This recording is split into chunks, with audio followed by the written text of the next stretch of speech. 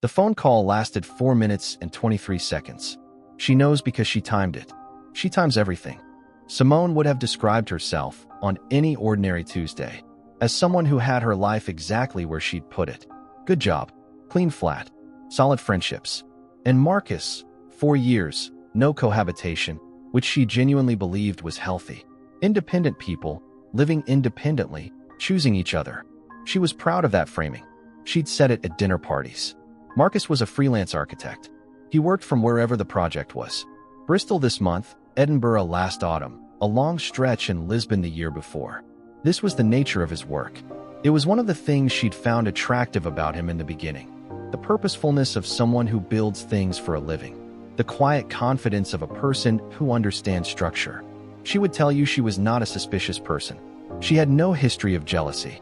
She had done the work, as people say, read the books, understood her attachment patterns, knew the difference between intuition and anxiety. She would tell you she had no reason to doubt him. She would be telling the truth. She'd met Marcus at a mutual friend's dinner 4 years ago.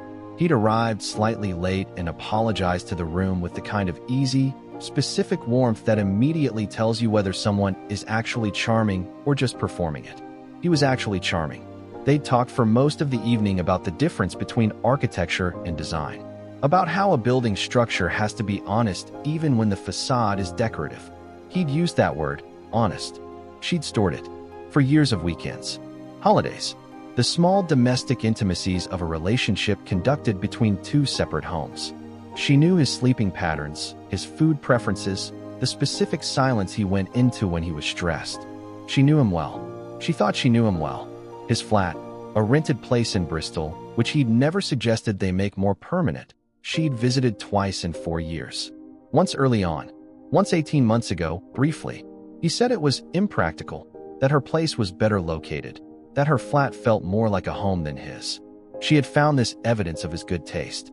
There were things, if she was honest now, and she is honest now, relentlessly, that she'd processed through her optimistic filter. The weeks when he'd be unreachable for a day, sometimes 2. Plausible. Site visits in areas with bad signal. The fact that he'd never added her to his shared calendar, though she'd offered. Plausible. He wasn't particularly organized digitally. A birthday, for months ago, that he'd canceled at the last minute. A project emergency. He'd sent flowers. She'd accepted the flowers. None of these things, alone, was a red flag. She knows this. She has done the audit. She is very good at audits. Together, they form a pattern she will eventually color code. But not yet. She was mid-spreadsheet, a Q3 traffic analysis for a client, when her mobile rang. An 0117 number. Bristol. She didn't recognize it. A logistics company. Friendly, professional. They were calling to confirm delivery details for an order. A children's bedroom set, bed frame, wardrobe, bedside table. They had her listed as the secondary contact. Could she confirm the delivery window with the primary? She asked them to repeat that. Secondary contact. Her name. Her number. On an order she had never seen. For furniture she had never heard of, to an address in Bristol she didn't recognize. She said, "Of course. Let me just check the calendar." She didn't have a calendar to check. She was buying time. She said the delivery window was fine. She hung up. She sat with her hands flat on the desk for 47 seconds. She knows it was 47 because she watched the clock. Then she opened a new spreadsheet. 15 minutes later, she calls the logistics company back. She says she's the primary contact's assistant. A small lie, the first lie she has told in this relationship, on behalf of information she doesn't yet have. She says she needs to update the address details on the order. The woman on the phone is helpful. She reads the address from the system. Simone writes it down. She thanks the woman. She asks for the full name on the order. It's Marcus's full name. She asks one more question. She asks whether this is a new order or whether the account has previous purchases. There are 7 previous purchases, going back 3 years. She thanks the woman again. She hangs up. She writes the number 7 in the corner of her notebook. She draws a circle around it. She goes back to her spreadsheet. This is the thing people find hardest to understand when she tells the story later. She did not call Marcus. Not that day. Not the next day. Not for 72 hours. People assumed they would have called immediately. Confronted it. Demanded an explanation. Simone understands why people believe this. She used to believe it too. that she was the kind of person who faced things directly. But she has learned, professionally, that confronting a problem before you have sufficient data is how you get managed. She has learned to build her case first. She has learned that the person who asks the first question without the full picture hands power to the person who's been hiding it. She is not going to hand him power. She is going to understand what she is actually looking at before she decides what to do about it. She goes to bed that night at her normal time. She doesn't sleep until 4 a.m. Wednesday, 7:43 a.m. She makes coffee. She opens the spreadsheet. Column A, date. Column B, Marcus's stated location. Column C, verified location. Column D, communication pattern. Column E, notes. She works backwards. 18 months. She pulls from memory, from messages, from shared location data that he doesn't know she saved, from Instagram geotags on photographs he'd posted, from the metadata on files he'd sent her. The metadata is where architects make their first mistake. Every file has a creation location embedded in it. She has 14 files from Marcus over the past year. She runs the metadata. 11 of them were created at the Bristol address the logistics company gave her. She adds this to column C. She does not cry. She adds it to column C and moves to the next row. The furniture order was for a child's bedroom set. She had not let herself go there yet.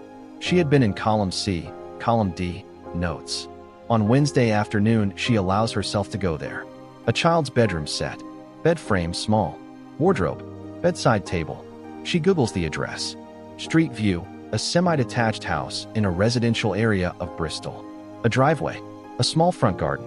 In the front window, a figure she can't make out. A child's drawing taped to the glass. She can't tell what it is from the resolution. She closes Google Maps. She adds a new column to the spreadsheet. Column F, children. She types the word, and then she puts her elbows on the desk and presses her face into her hands. She stays like that for 6 minutes. Then she goes back to the spreadsheet. By Thursday evening, the spreadsheet has 47 rows. 47 discrete data points spanning 18 months. What the data shows. Marcus has been based primarily at the Bristol address for at least 3 years. Possibly longer. The 7 previous furniture orders support this. His stated travel schedule, the site visits, the project locations, the weeks away, maps almost exactly onto a domestic pattern. The weeks he is away working are almost always school term weeks. She didn't notice this before. She notices it now. The specific weekends she'd had with him, their weekends, the ones she'd thought of as the texture of their relationship, correspond almost exactly with school holiday periods. She was the holiday. She was where he went when he could leave. She adds this to the notes column. She uses a different color. She uses gold. She's not sure why. Marcus calls at 8:47 p.m. Normal. He calls most evenings when he's away. She answers. He sounds like himself. Warm, slightly tired, the particular quality of someone who's been on site all day. He asks about her day. She answers normally. She asks about his. He talks about a client meeting, a structural issue on the project, something about the drawings. She listens. She knows that somewhere in Bristol, in a semi-detached house with a child's drawing in the window, there is a domestic life that absorbed most of him before he had enough left over to call her. She listens to the whole call. She says goodnight. She sits for a long time after he hangs up, trying to identify something in his voice that she might have missed. Some frequency of guilt or performance. She can't find it. He sounds exactly like himself. That, she decides, is the most frightening data point of all. Friday morning. She opens the spreadsheet for the last time. She reviews every row. She checks the logic. She tests the assumptions. She adds 2 more data points she'd missed, removes one that was inconclusive, adjusts a color code in column D. At 10:14 a.m., she saves the final version. She closes the laptop. She sits in her kitchen, and then, for the first time since Tuesday morning, she allows herself to feel it. Not the betrayal, not yet. The love. For years of it. The specific texture of a relationship she had believed in completely. The holidays. The conversations. The ordinary Wednesday evenings when he'd brought food and they'd watched something and she'd fallen asleep against him. All of that was real. She knows this. She has always known that something being real and something being true are not the same category. She lets herself cry for 18 minutes. Then she picks up her phone and texts Marcus. For words, "Can we meet tonight?" He replies within 3 minutes. Of course. Everything okay? She doesn't reply to the question. He comes to her flat at 7 p.m. Normal time. He brings wine, the specific bottle she likes. He has no idea. She opens the door. She doesn't take the wine. She says, "Sit down, Marcus." Something in her voice. He sits. She has printed the spreadsheet. 3 pages, double-sided. She has not printed it for drama. She has printed it because she does not trust herself to have this conversation without an external document to anchor to. She knows herself. She puts it on the table between them. She doesn't speak for a moment. She watches him look at it. She watches the specific sequence of expressions that cross his face as he understands what he's looking at. Then she says, "I need you to tell me what is true and what isn't." Not, "How could you?" Not, "I know everything." Just, "I need the truth." Because she's still a data analyst. She still has 2 rows she's not certain about. He doesn't deny it. This is the thing she hadn't prepared for, not because she expected denial, but because she hadn't let herself imagine what not denial would feel like. He says her name. He says he's sorry. He says it started before them. A relationship that already existed when they met. One he'd meant to end. One that had then become a family. One he had never found the architecture for leaving. He uses the word architecture. She notices. He says he loves her. He says that was never the question. She says, "What was the question?" He doesn't answer.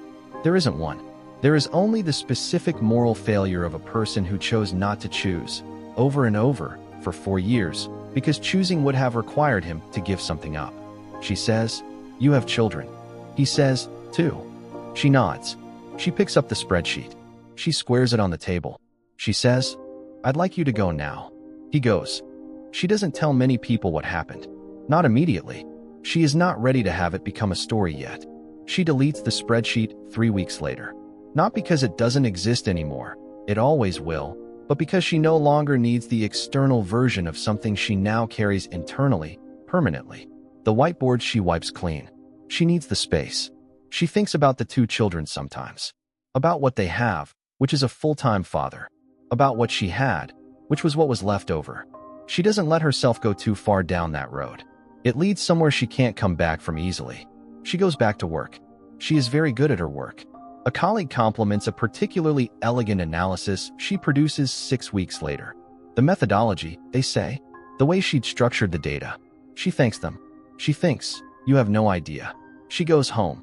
She makes dinner. She sits in her flat, which has always been bigger and more central, and she lets it be quiet. She is learning to let it be quiet. She doesn't tell many people what happened. Not immediately. She is not ready to have it become a story yet. She deletes the spreadsheet 3 weeks later. Not because it doesn't exist anymore. It always will. But because she no longer needs the external version of something she now carries internally, permanently. The whiteboard she wipes clean. She needs the space. She thinks about the 2 children sometimes.